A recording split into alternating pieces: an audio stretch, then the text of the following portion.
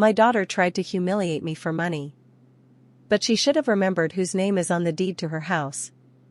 After the knee surgery, I moved into my daughter Emily's house, temporarily, or so I thought. It was a large, carefully curated place. All white walls and matte black fixtures, the kind of house that smelled faintly of bergamot and dry erase markers. There was a lemon tree in a pot by the French doors, and a kitchen island that seemed built for magazines, not meals. Emily had insisted. "Just rest, Mom. We'll take care of everything." She said it over and over, like a lullaby. And I let myself believe it. My room was upstairs, guest room, technically, done up in taupe and cream, with stiff linens and no family photos. I kept the lamp on most evenings. The hall was too quiet. No creaks. No footfalls. Just silence, clean and complete. Emily's husband, Mark, was polite in a practiced way, always with a nod, never with a question. Their son, Nolan, was in college nearby. He came and went like a breeze through a door someone forgot to close. He said hey when he passed, but he didn't look up from his phone. Emily managed everything. My prescriptions came in pre-sorted trays. My mail, when it came, had already been opened. She even started paying my bills. "Let me handle it, Mom," she'd say, already typing. "It's just easier." I suppose it was. Then one afternoon, as I was peeling an orange at the kitchen table, she slid a document across to me, something about durable power of attorney, just in case something happens. She said it like one says umbrella on a cloudy day. Just in case. I signed it. I didn't read it closely. I still trusted her then. Something cold passed through my chest as the pen left the page. I folded the paper neatly and handed it back to her. She smiled, tucked it into her leather folio, and started talking about dinner plans. Outside, the wind picked up slightly. The lemon tree rustled in its pot. I went back to peeling my orange, but I no longer tasted it. It started with little things. Emily began finishing my sentences for me, especially in front of guests. When I paused to remember a word or retrace a thought, she'd jump in, smiling too brightly. "You mean your knitting bag, right, Mom?" Or, "She gets confused sometimes. Don't mind her." I laughed along. At first. Once, I misplaced my glasses, and Emily sighed audibly across the kitchen. "Again?" she said, as though I'd broken something of hers. They were on the windowsill. Mark rarely spoke. He'd nod if we crossed paths, maybe mention the weather. Once, he asked if I liked the new smart thermostat he'd installed, though he didn't wait for the answer. When I tried to adjust it myself one chilly morning, the screen locked me out. "Admin access only," it said. My pills began arriving in blister packs, my bank statements stopped arriving at all. "It's all automatic now," Emily said when I asked. "No need to worry." She kept my cards in a drawer somewhere, I didn't ask where. It was easier not to. Nolan visited less. When he did, he breezed in with a backpack and AirPods and smelled faintly of aftershave and whatever cologne young men wear to feel older than they are. He kissed the air beside my cheek. Not quite touching. He didn't speak much. Except when he wanted something. "Grandma, can you Venmo me $200? He asked one evening while scrolling through his phone. "Just for books." He didn't wait for the answer. I mumbled something about checking, but he was already walking away. Emily handled it. Another time, it was a new backpack. Then a flight for spring break. I nodded through it all. I'd started measuring my place in that house by how quiet I could be. How little space I could take up. But I remembered the mortgage papers. My name was still on them. The house, in legal ink, was still mine. One evening, I overheard Emily on the phone. She was in the den, door cracked slightly. I wasn't eavesdropping. I was looking for a book I'd left on the armchair. She's sweet, but, you know. She can't live on her own. She wouldn't last a week. Then a laugh. A sharp inhale through her nose. I mean, it's like, she's useful, but only until she's not. The voice on the other end said something muffled. Then Emily again. Mark says just keep things calm until the refinance clears. After that, we can transition her. She won't even notice. I froze. Book in hand. I walked away quietly, the carpet muffling my steps. That night, I lay in bed staring at the ceiling, wondering when my daughter started speaking about me like I wasn't real. The silence in that room was not peace. It was the absence of consideration. Later that week, Nolan asked for a new credit card. Said it was for emergencies, something about a new internship and needing to look legit. Emily co-signed the paperwork. I saw my name typed into the form. Just formality, Mom. You won't even notice.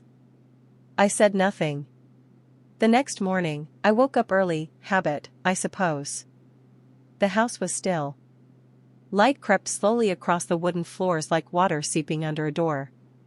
I opened the kitchen drawer, the one where Emily kept all the documents and letters. It was locked. My fingers hovered over the handle. I turned away.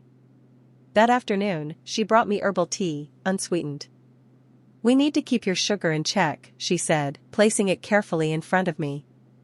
Your numbers are all over the place. She kept my medical records now. She made my appointments. She drove me there, waited outside, then came in to ask what the doctor said. It's easier this way, she reminded me. I sipped the tea. It was bitter.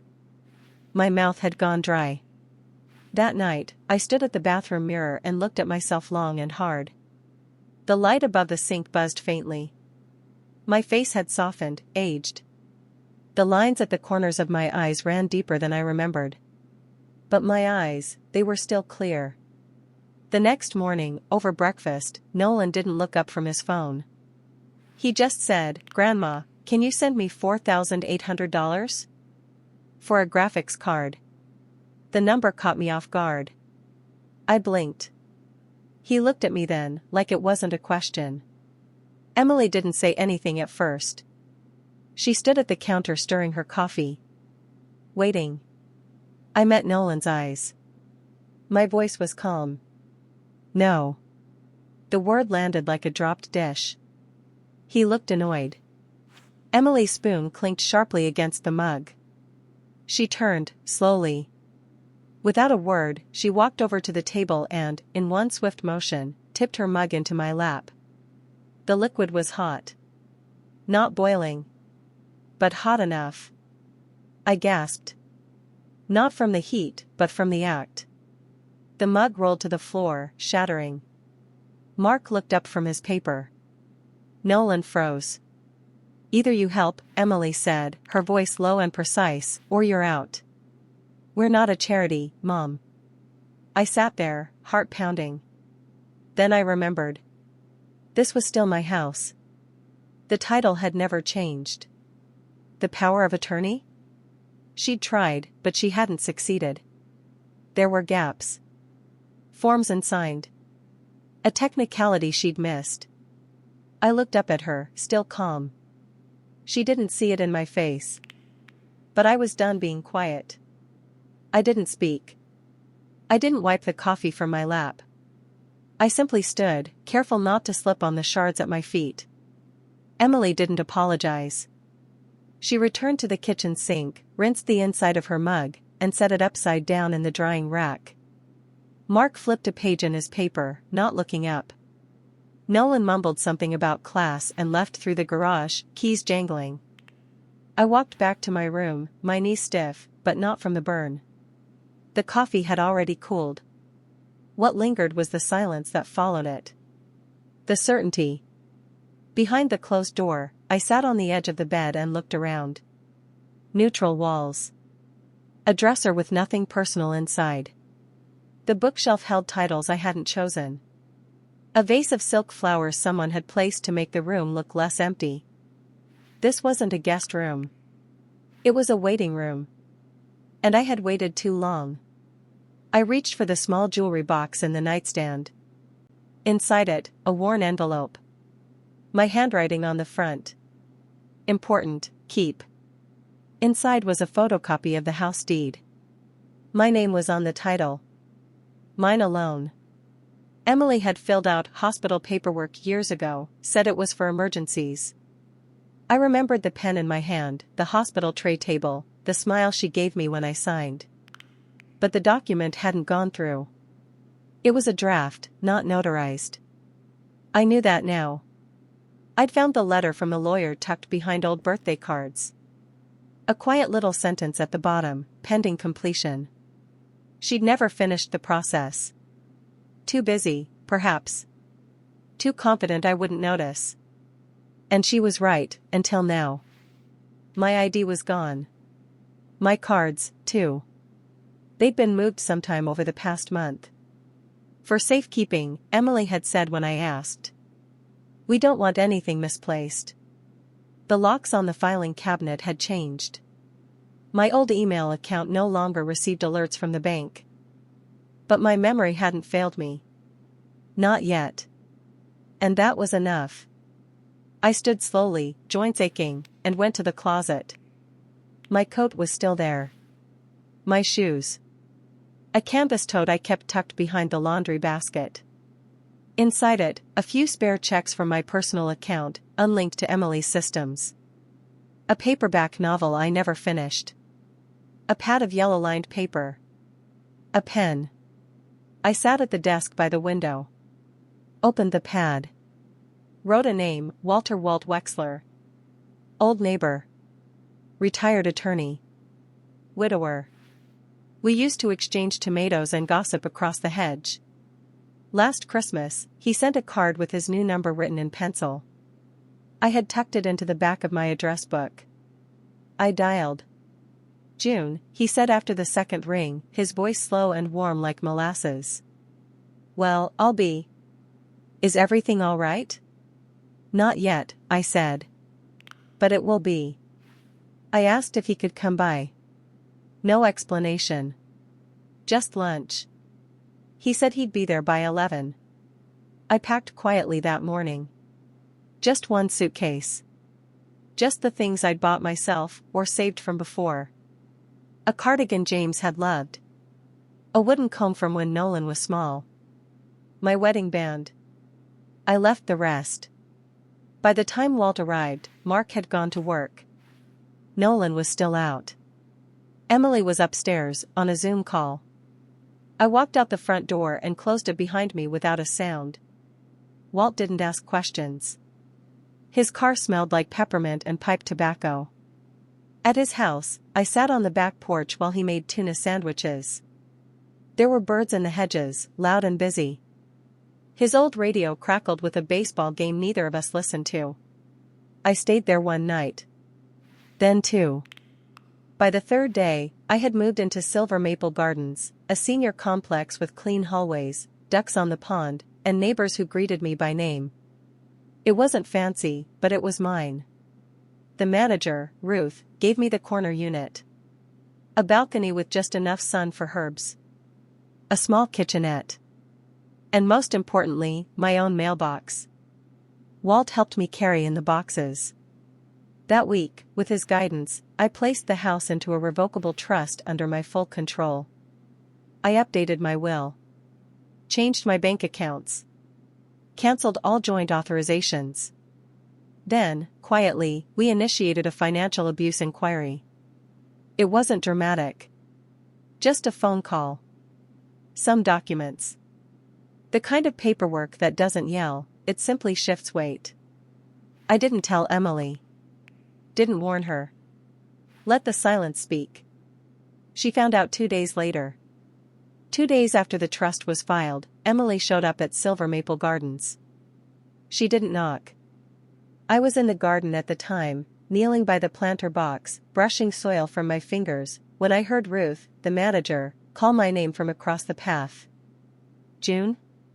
You've got someone in the lobby. I stood slowly, brushing my palms against my skirt. The sun was low, filtering through the trees. I hadn't spoken to Emily since the morning I left. Inside, she was pacing. Hair tied tight. A folder clutched to her chest.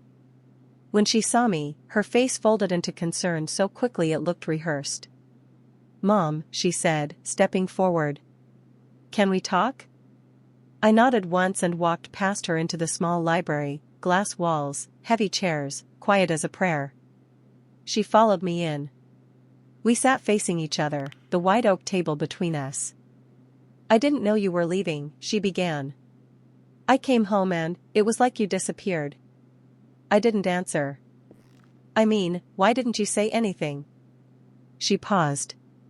Then softened her voice. "You left the house, Mom.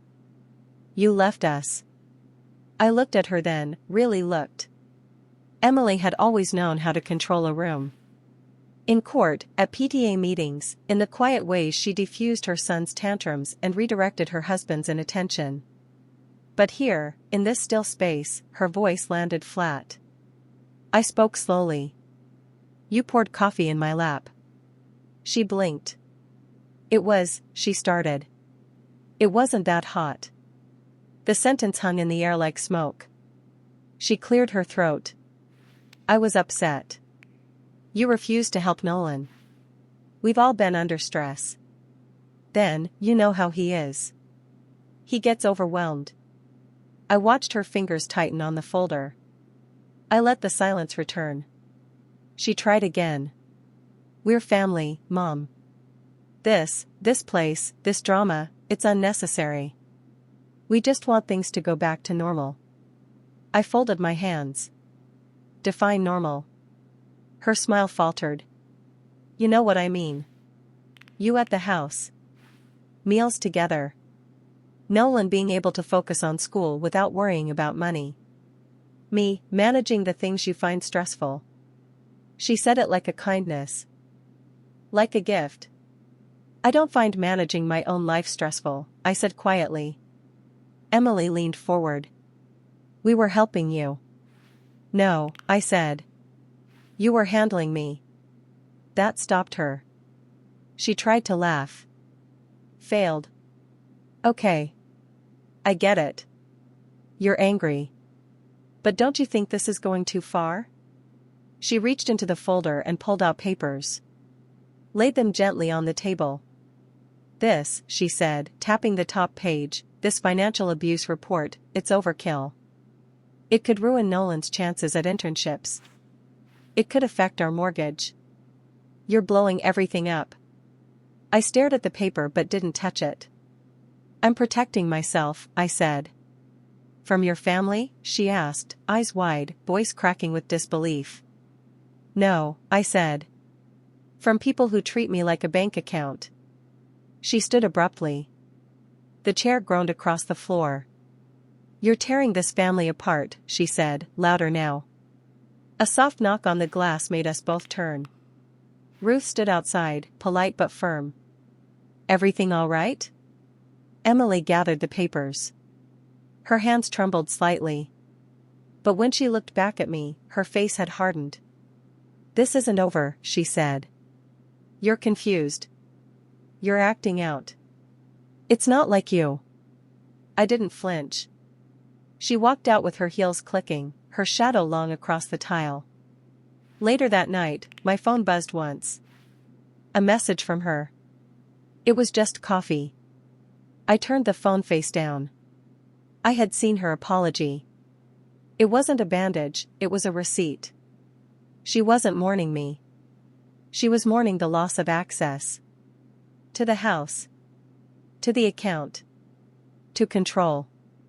And that's what she hadn't understood. I never left because of a mistake. I left because she thought I wouldn't. The morning after Emily's visit, I woke earlier than usual. The light outside was pale and soft, slipping through the curtains like it wasn't sure it belonged.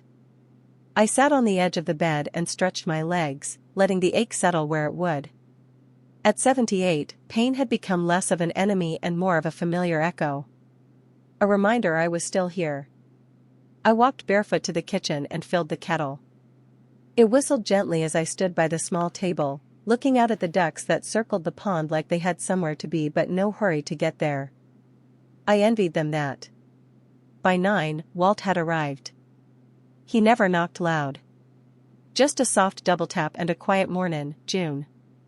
He brought a paper bag from the bakery down the road, 2 cranberry scones and a thermos of real coffee, not the decaf I'd grown used to. We ate on the balcony, watching the groundskeeper trim the hedges.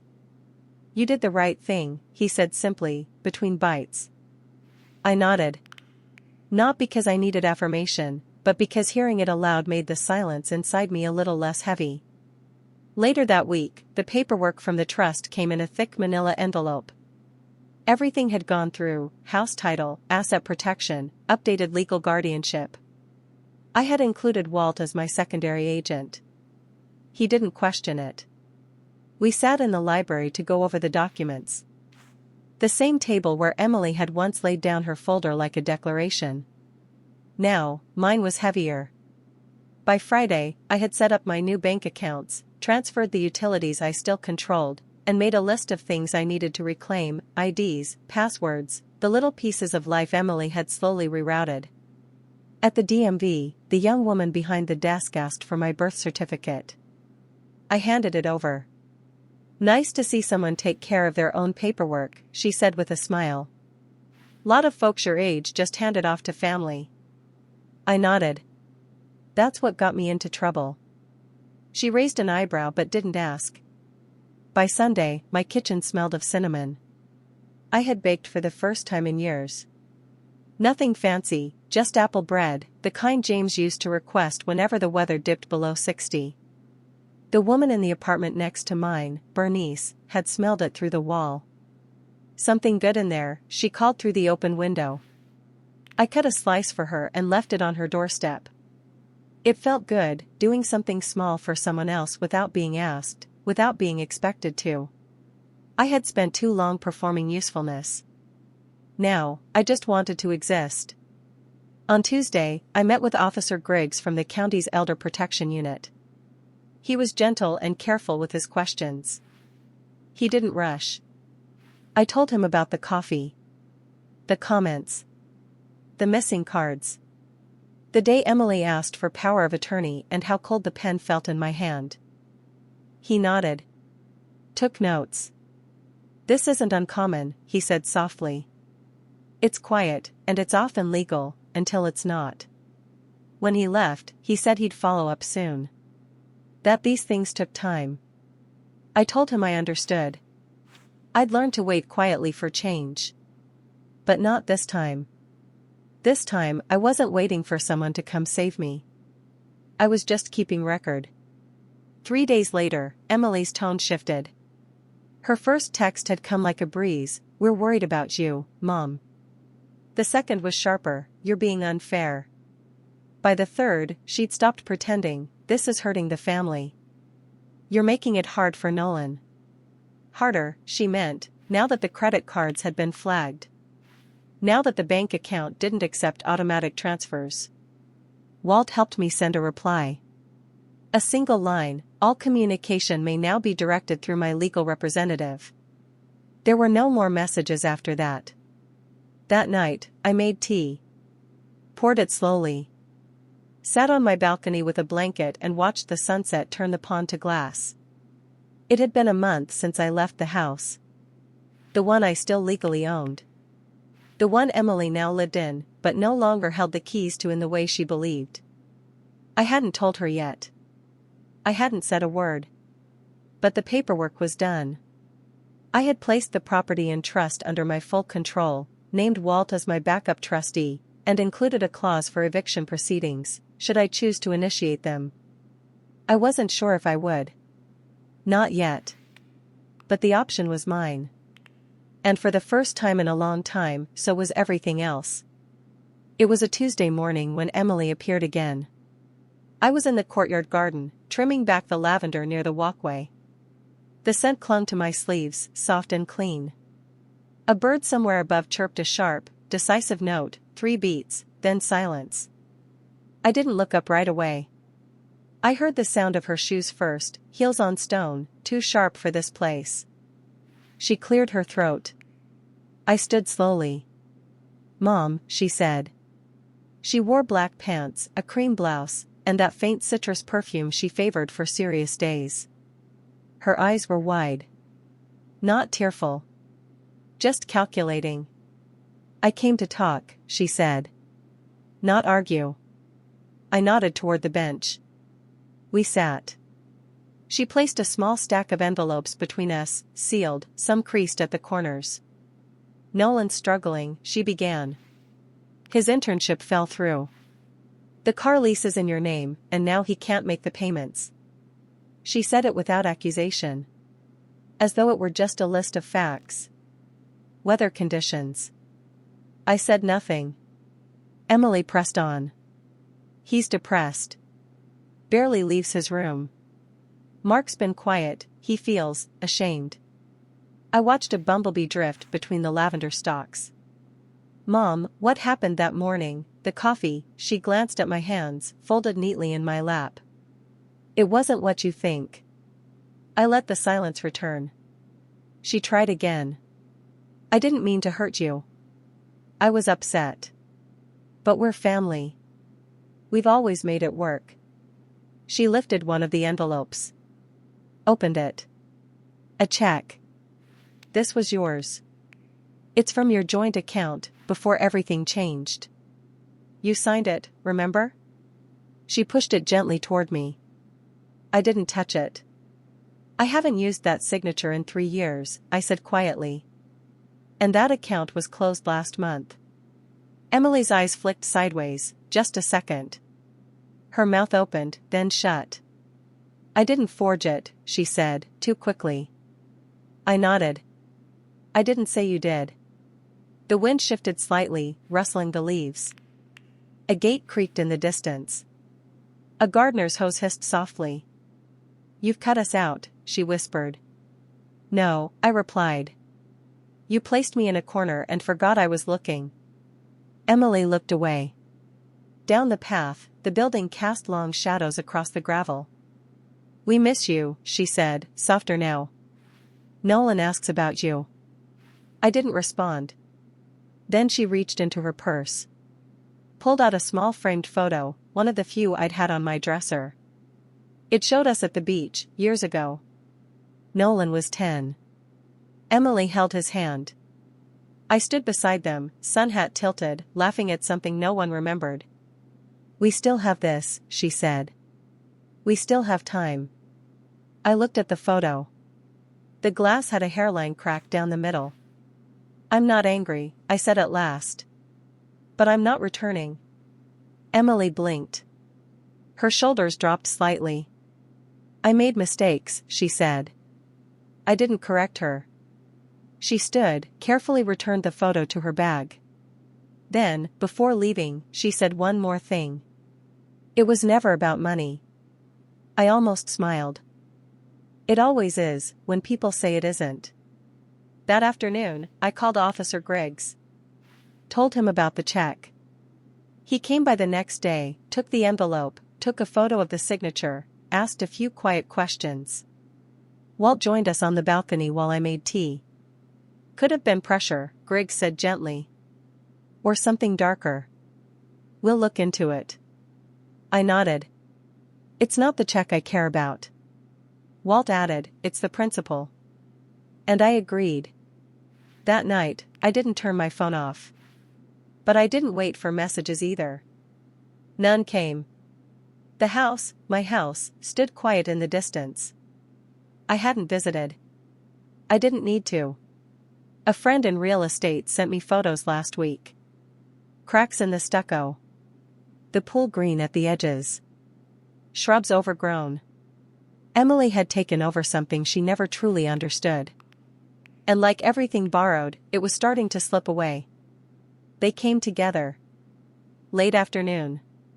The sun low behind them, casting long shadows across the walkway. Emily in a pale cardigan, Nolan beside her in a wrinkled hoodie, hands in his pockets. I watched from the library. The community had installed tinted glass during the last renovation, something about glare and privacy. From inside, I could see everything. From outside, they saw only reflection. They hesitated at the door. Ruth greeted them, polite but firm, and guided them toward the common lounge. I didn't move. Just watched. A few minutes later, Ruth appeared beside me. "They said they'd like to speak with you," she said gently. I closed the book in my lap. Not a bookmark in sight. I hadn't been reading. Just holding the pages open to seem occupied. I stood slowly. Inside the lounge, they had taken the same seats Emily and I once shared in the library. This time, it was Nolan who looked up first. "Grandma," he said. His voice hadn't dropped in years. It still carried the echo of a boy who expected the world to say yes. He held a bouquet of tulips, my favorite, once. "Hi," Emily said softly. "We brought something for you." On the table, a small tin of oatmeal cookies. Store-bought. The kind she used to scoff at when I made them from scratch. I sat down across from them. No one spoke for a moment. Then Emily reached into her purse and unfolded a piece of paper. Her hands moved carefully, as if afraid of making noise. "We found this," she said, pushing it toward me. "A check. From months ago. Allegedly signed by me. For $2,000. You wrote this," she said. "Before everything, before you left. We were hoping you'd reconsider. Let us come home." Her voice cracked on the word home. Nolan stared at the floor. He looked thinner. Not in the body, just in presence. Like someone who had shrunk slowly from disappointment. I looked at the check. The signature was good. But I hadn't written it. I didn't ask who did. "I'm not coming back," I said quietly. Emily opened her mouth. "You're always welcome," she said. "You always have been. But this place, these changes, it's not you." I smiled faintly. "It's been me all along. You just stopped seeing it." Nolan finally looked up. His eyes red, not from tears, but from something duller. Resentment, perhaps. Or just confusion. "Why are you doing this?" he asked. I didn't answer. Emily leaned forward. "This is still your house," she said. "We haven't changed anything. We've taken care of it. We thought you'd want us there." "No," I said. "You wanted me not there." She sat back. The air in the room shifted. Then Nolan reached into his backpack. Pulled out a photo album, one of mine. The kind with plastic sleeves and fading ink. They'd taken it from the guest room before I left. He opened to a page with a family barbecue, paper plates, dandelions, me holding a spatula with a crooked grin. "We were happy," he said. I looked at the image. Then at him. "You asked me for $4,800 for a graphics card," I said. "Do you remember that?" He looked down again. "It was for my career." "You didn't ask," I said. "You expected." Emily stood. "We've made mistakes," she said. "But it's time to move on." "No," I said. "It's time to stop pretending I didn't see what you did." She reached for my hand. I didn't offer it. "You told me," I said softly, "that this was your home. That I was just a burden. You said, we're not a charity." Her mouth opened. I shook my head gently. "It stopped being your home," I said, "when you tried to humiliate me for money and forgot whose name was on the deed." The words were quiet. But they echoed. Emily's eyes filled, but no tears came. She turned to leave, tulips left on the table, unopened. Nolan followed. They didn't look back. I didn't move. Not out of anger. But because I was already home. I wake with the sun now. Not because I have to, not because someone is waiting or asking or expecting, but because I want to. The light through the blinds is soft, and it touches the walls like an old friend brushing past. I make my bed slowly, smoothing the sheets the way I used to when no one was watching. The kettle takes longer here. Or maybe I've just stopped rushing. Most mornings I step out onto the balcony with my tea. It's small, but I've made it mine. 3 potted herbs in mismatched clay, a folding chair with a blue cushion, a small ceramic duck that Walt gave me as a joke. He visits every Friday now. We share crossword puzzles and lukewarm coffee. He brings me copies of the town paper, and I make him egg salad. Neither of us says much, but the silence is different, it fills, instead of takes. On Wednesdays, I play bridge with Bernice and 2 women from the floor above. They argue over rules and laugh too loudly, but they remember my name. They call me June, not Mom, not Grandma, not anything borrowed. The staff at Silver Maple know I prefer chamomile to peppermint. They let me keep books longer than I should.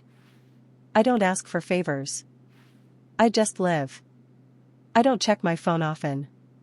When it does ring, it's usually Ruth from the desk, or Walt, or sometimes Officer Griggs with a quiet update, nothing urgent, nothing dire.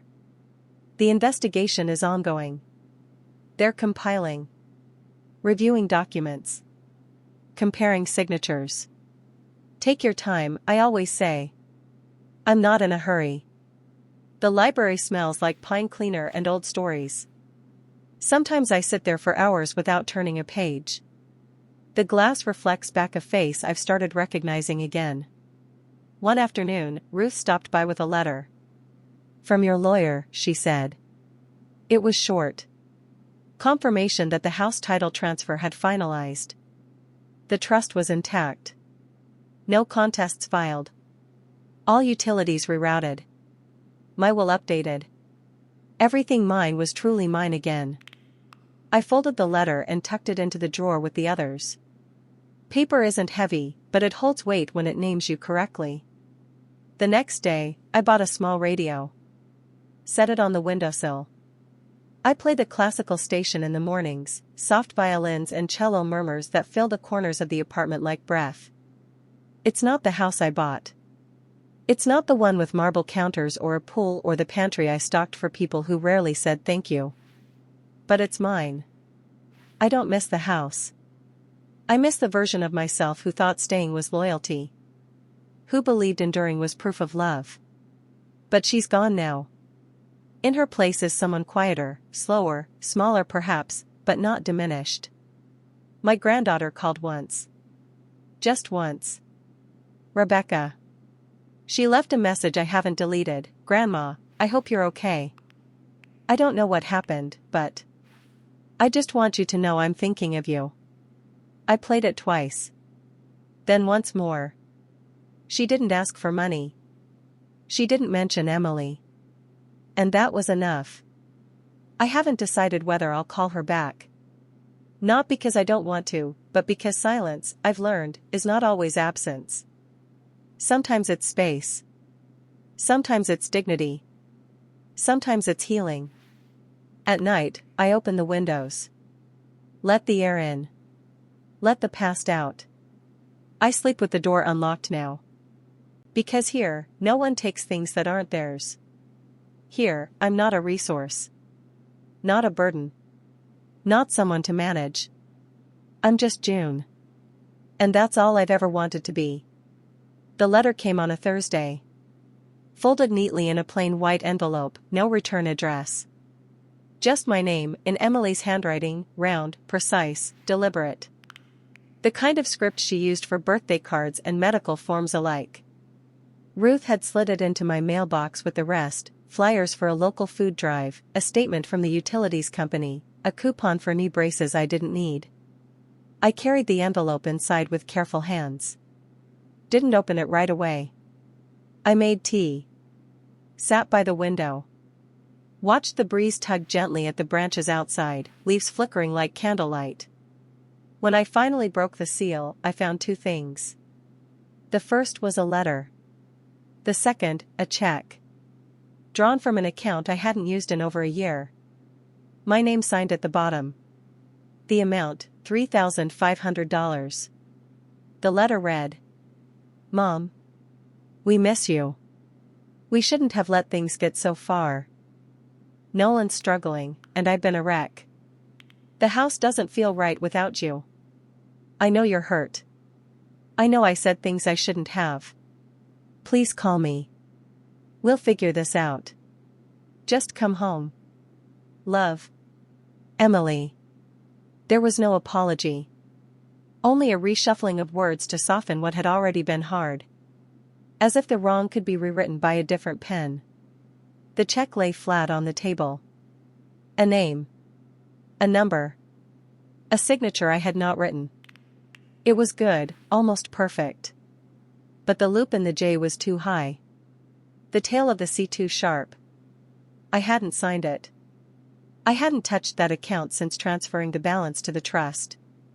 I placed the check in a clear plastic sleeve, added it to the folder marked Inquiry Documents, and slid it back into the drawer with the others. I didn't call her. I didn't text.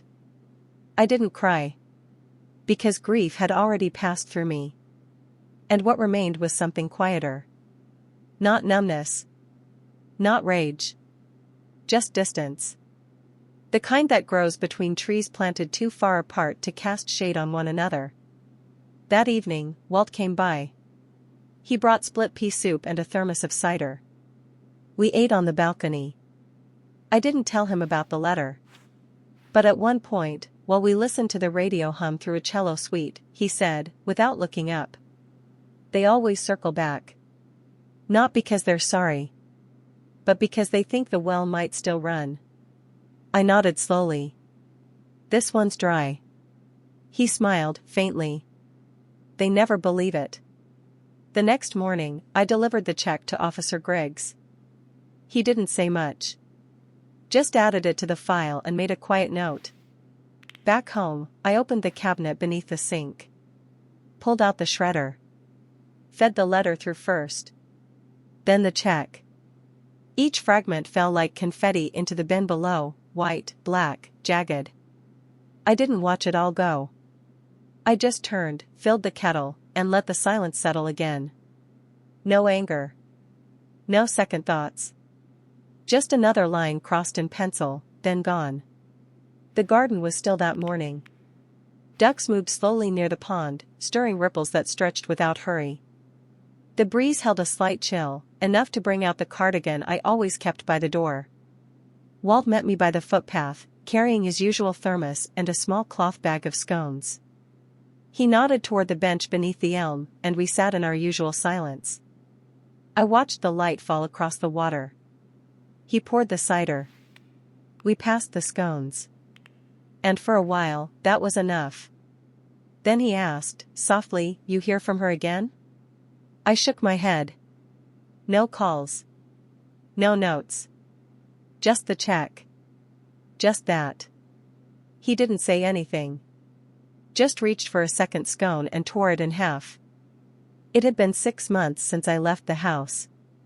6 months since I folded a cardigan into a suitcase and walked away from the idea that enduring meant love. 6 months since I stopped explaining, stopped justifying, stopped shrinking myself to fit inside someone else's convenience. I still had the photo of Nolan and me at the boardwalk, before everything. I kept it in a drawer, not out of sentiment, but as record. Of what once was. Of who I once believed they were. And yet, I didn't hate them. Hate is loud. Messy. Consuming.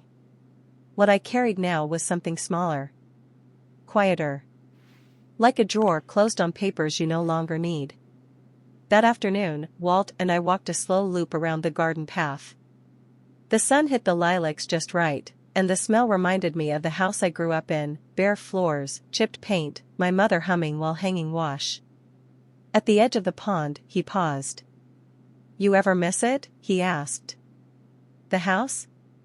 I looked across the water. "No," I said. "Not really." He nodded, as if he already knew the answer. Then I added, "I miss who I thought I was in it. But that woman, she stayed too long. Ignored too much." We sat on the bench again. The sun dipped lower. Children passed by on bicycles. A sprinkler started somewhere beyond the hedge, its rhythm even and precise. Walt looked at me then, one hand resting on his cane, the other curled around the thermos. You know, I said quietly, more to the breeze than to him, she tried to humiliate me for money. He didn't respond. Just waited. I smiled faintly. But she should have remembered whose name was on the deed to her house,